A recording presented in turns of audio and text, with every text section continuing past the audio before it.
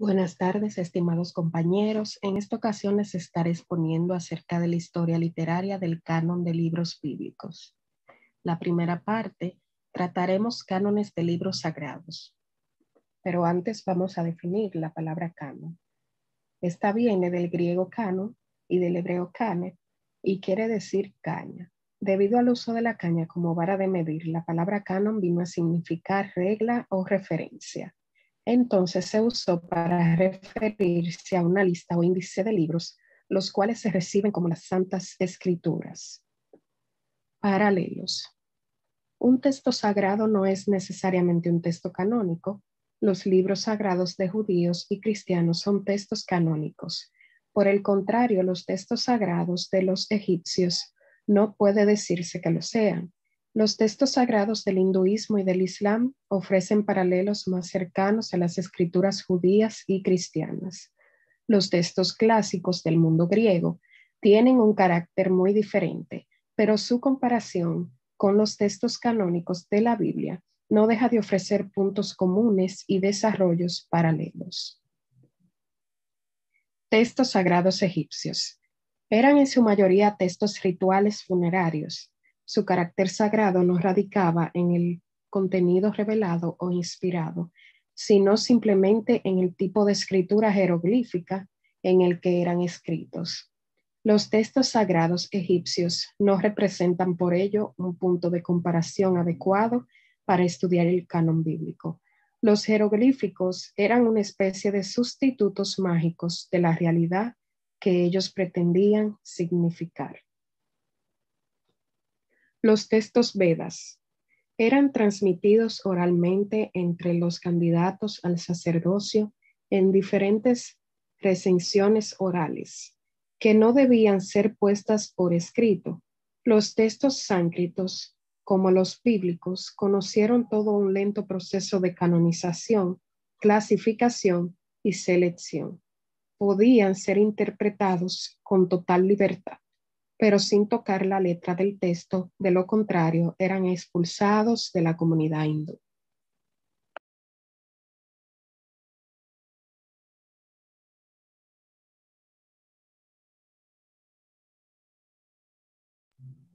El Corán. Al igual que la Biblia, este es también palabra y revelación de Dios. La autoridad del Corán es absoluta.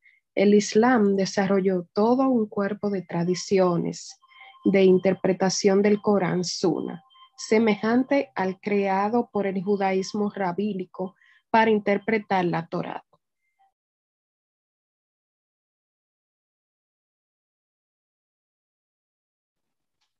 El Corán y la Sunna son las dos fuentes primarias de revelación de Dios y definen las bases de la religión musulmana, su teología y legislación. La lengua coránica alcanza la perfección absoluta de la que es capaz el lenguaje humano.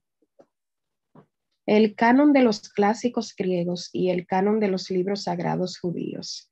Los griegos tenían la idea de que los poetas estaban dotados de una extraña fuerza, una inspiración o posesión que podía trocarse en locura o manía.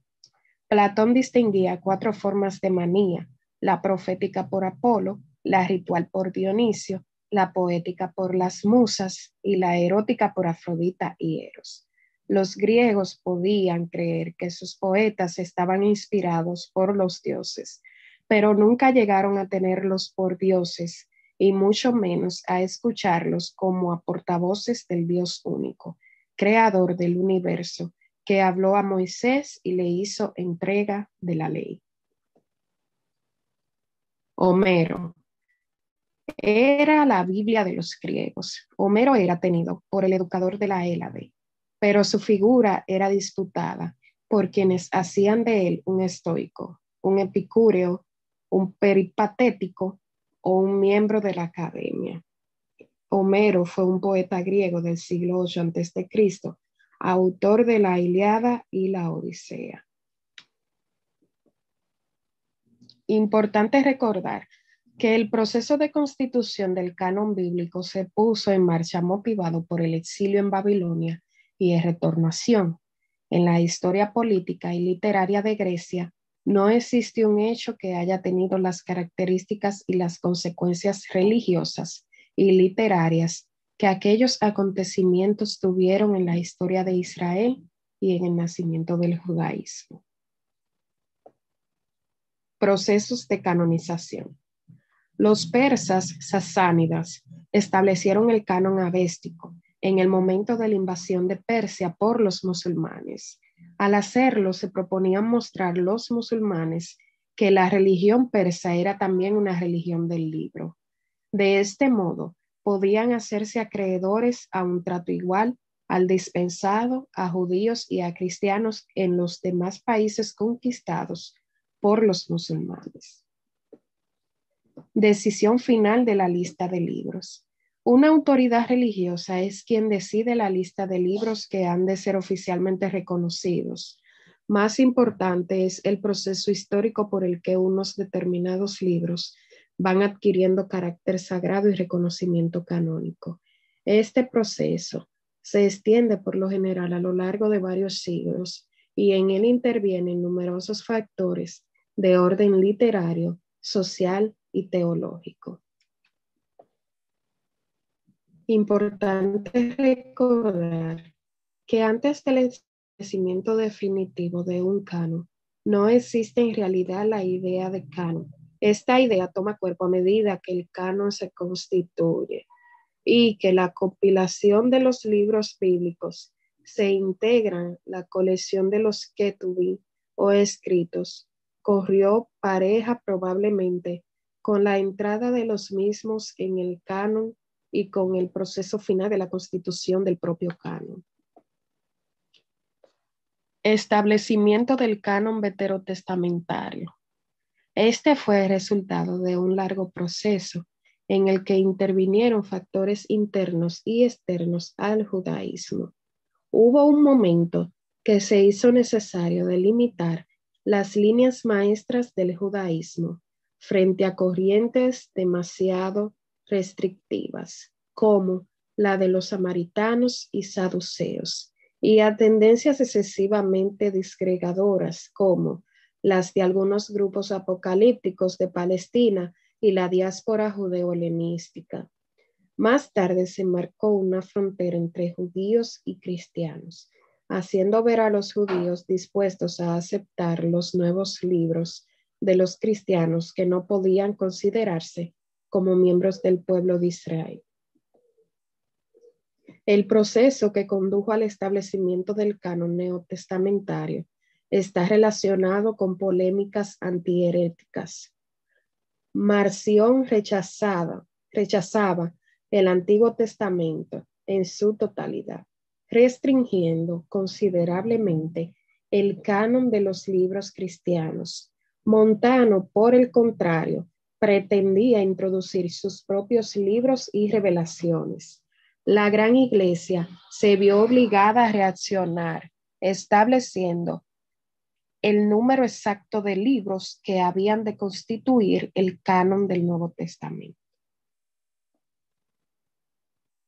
Conceptos y criterios de canonización.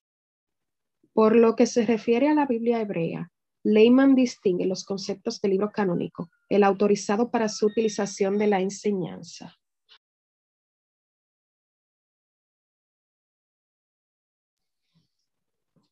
Y en la práctica religiosa, y del libro inspirado, que se suponía compuesto por inspiración divina. Por definición, un libro canónico no necesitaba ser un libro inspirado. Un libro inspirado había de ser tenido por canónico, y un libro podía ser a la vez canónico e inspirado. La obra Megilá, Taní, era canónica, pero no inspirada. Los tanaítas consideraban escrituras solo aquellos libros canónicos de cuyo carácter inspirado estaban convencidos. Escritura sagrada es, pues, la colección de libros que reúnen las condiciones de canonicidad y de inspiración al mismo tiempo. El proceso de constitución del canon veterotestamentario estuvo guiado por los criterios básicos de autoridad y de antigüedad. Se reconoció carácter sagrado a aquellos libros que podían acreditar un origen mosaico o profético y que se remontaban a una época anterior. Los criterios de canonicidad invocados para el establecimiento del canon neotestamentario fueron básicamente tres: el origen apostólico del escrito en cuestión, el uso tradicional del mismo en la liturgia desde tiempos inmemoriales y el carácter ortodoxo de la doctrina expuesta. Teoría tradicional sobre la historia del canon.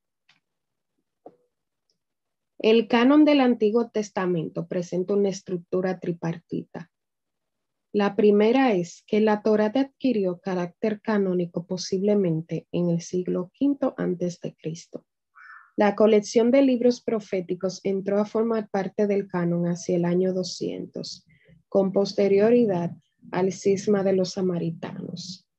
Los escritos entraron en el canon en la época de los macabeos hacia mediados del siglo II, según unos, o en el llamado sínodo de Yamnet a finales del siglo I después de Cristo.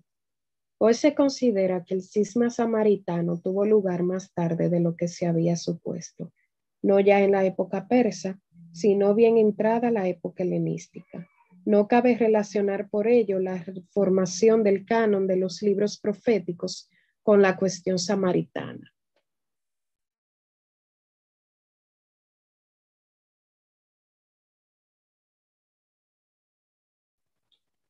Se decía que el cierre del canon bíblico se llevó a cabo en el llamado Sínodo de Yamnet, en el que se resolvieron las disputas existentes hasta entonces sobre la canonicidad de 5 de los libros bíblicos: Ezequiel, Proverbios, Coelet, Cantares y Esther.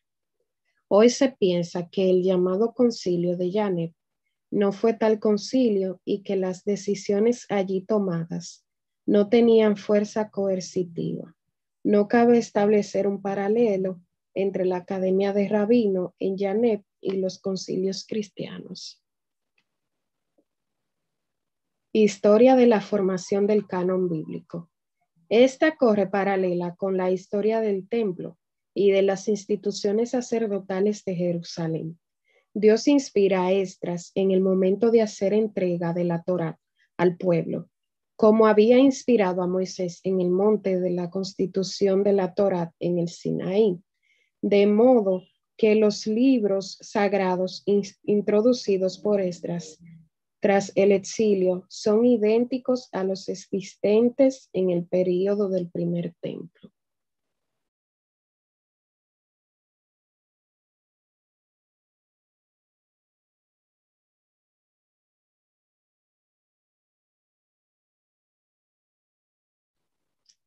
Descubrimientos arqueológicos recientes permiten establecer una periodización más precisa de la historia del templo, distinguiendo 4 períodos. En el primer templo, el de Salomón a lo largo de la época monárquica; el segundo templo, el de la restauración en el período persa hasta la crisis helenística; el tercer templo, el de la época macabea; y el cuarto templo, el de la época herodiana en el período romano. El canon del primer templo hasta la época babilónica.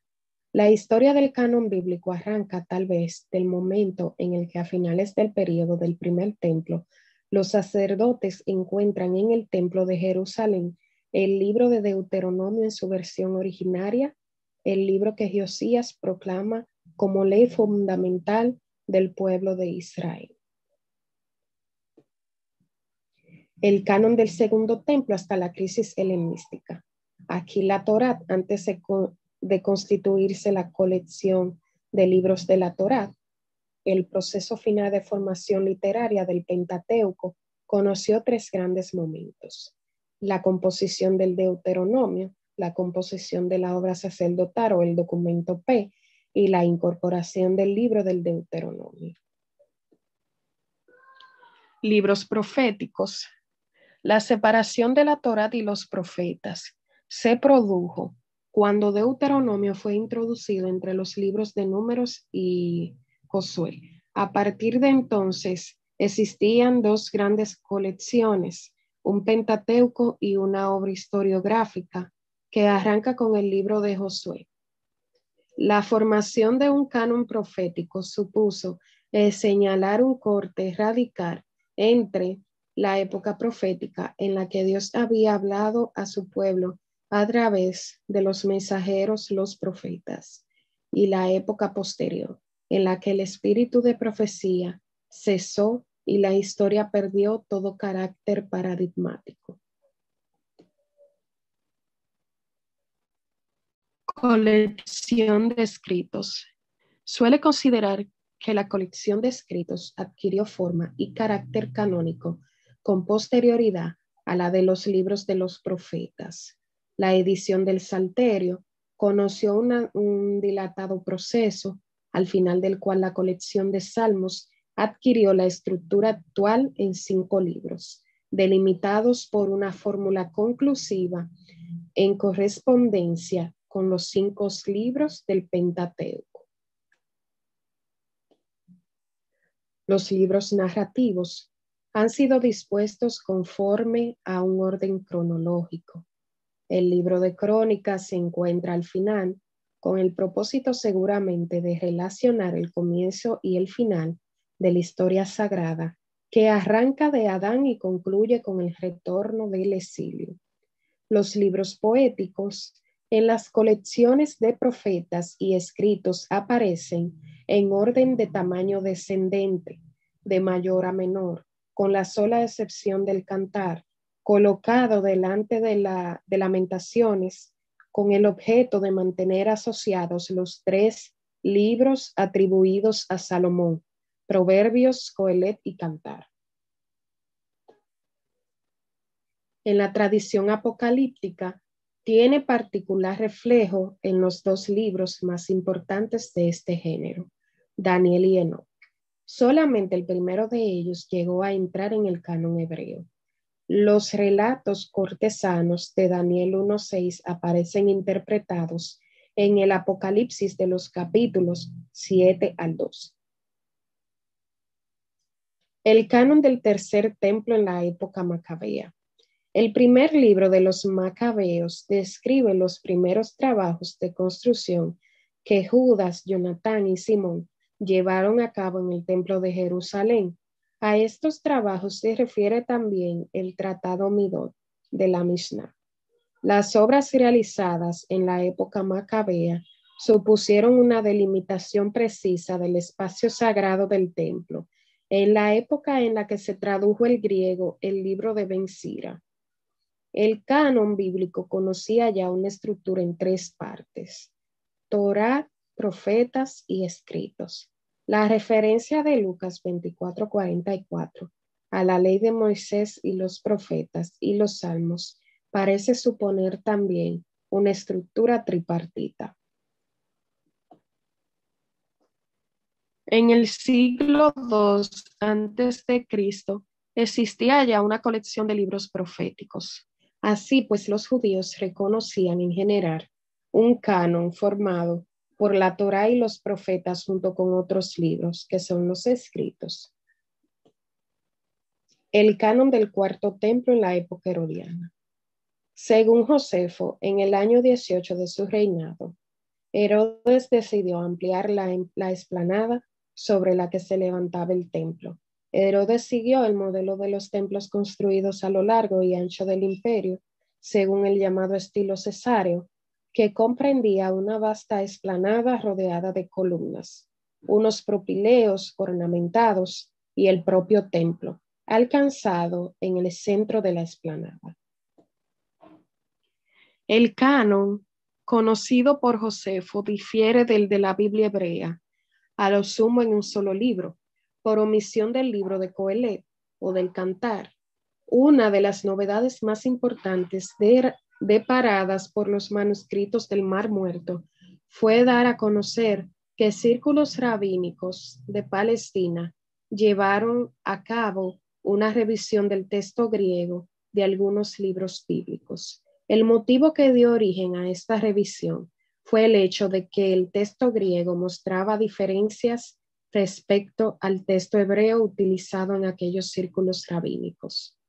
Cabe extraer la conclusión de que los círculos responsables de esta revisión de la Biblia griega disponían ya de un canon de libros sagrados coincidente con el posterior canon rabínico. Parece ser que solo 2 libros, Esther y Coelet, no entraban en este canon. El libro de Esther era ya conocido por entonces en los medios de la diáspora. El de Coelet fue traducido solo más tarde, tras haberse impuesto en el rabinismo la opinión favorable a la canonicidad de este libro. El canon bíblico desde la perspectiva literaria. Formación del canon a partir de formas naturales fijas. Los escritos bíblicos y las 3 colecciones en las que se integran Torá, profetas y escritos arrancan de formas naturales de la literatura hebrea. La Biblia, antes de ser el libro que conocemos, era un conjunto de colecciones de libritos. Ta Biblia en griego.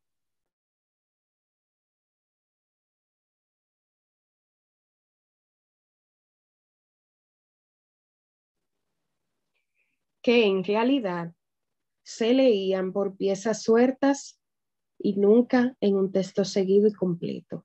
Incluso, una vez formado un libro bíblico y escrito en un rollo completo, seguía haciéndose un uso parcial del mismo.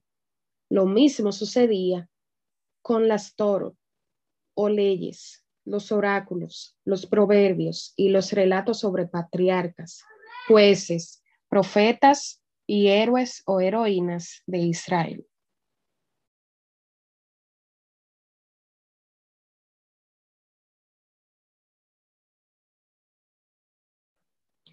Unidad del canon, arquetipos bíblicos. La Biblia en su forma canónica posee un carácter unitario.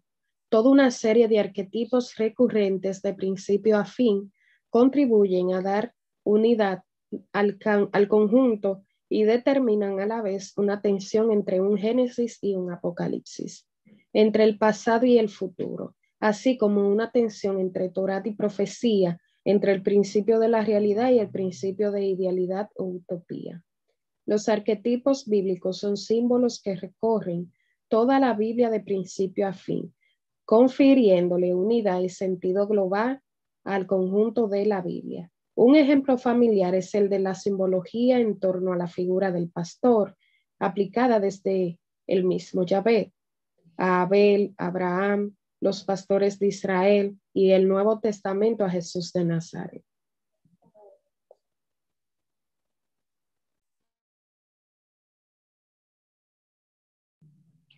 Tensión entre ley y profecía y tensión hacia un desenlace escatológico.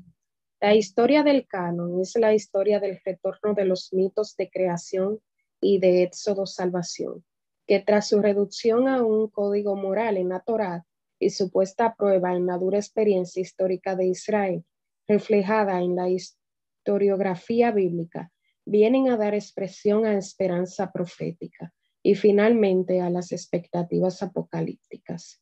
El canon bíblico es reflejo de una tensión soterrada entre lo mítico y lo histórico, de un conflicto insoluble entre el deseo y la realidad, de una polaridad entre profecía y Torah.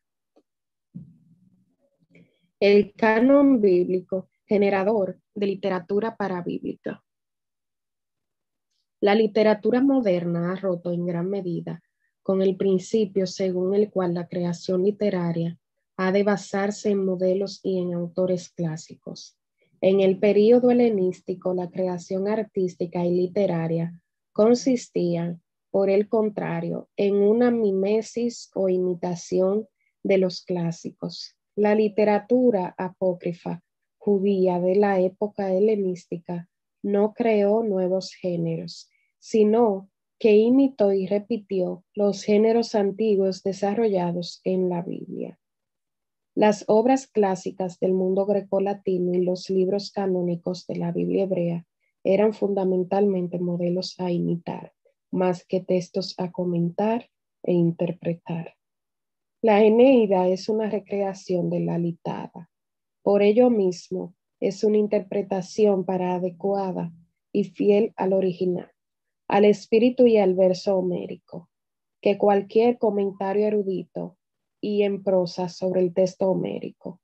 Recrear una historia es la forma mejor y más fiel de interpretarla. Los autores clásicos y los profetas bíblicos no podían menos de generar nueva literatura, que a menudo se presentaba incluso bajo el nombre pseudoepígrafo de un autor clásico o de un profeta. Y finalmente, para finalizar, toda escritura es inspirada divinamente y útil para enseñar, para redarguir, para corregir, para instituir en justicia, para que el hombre de Dios sea perfecto, enteramente instruido para toda buena obra. Segunda de Timoteo 3, 16, 17. Bendiciones.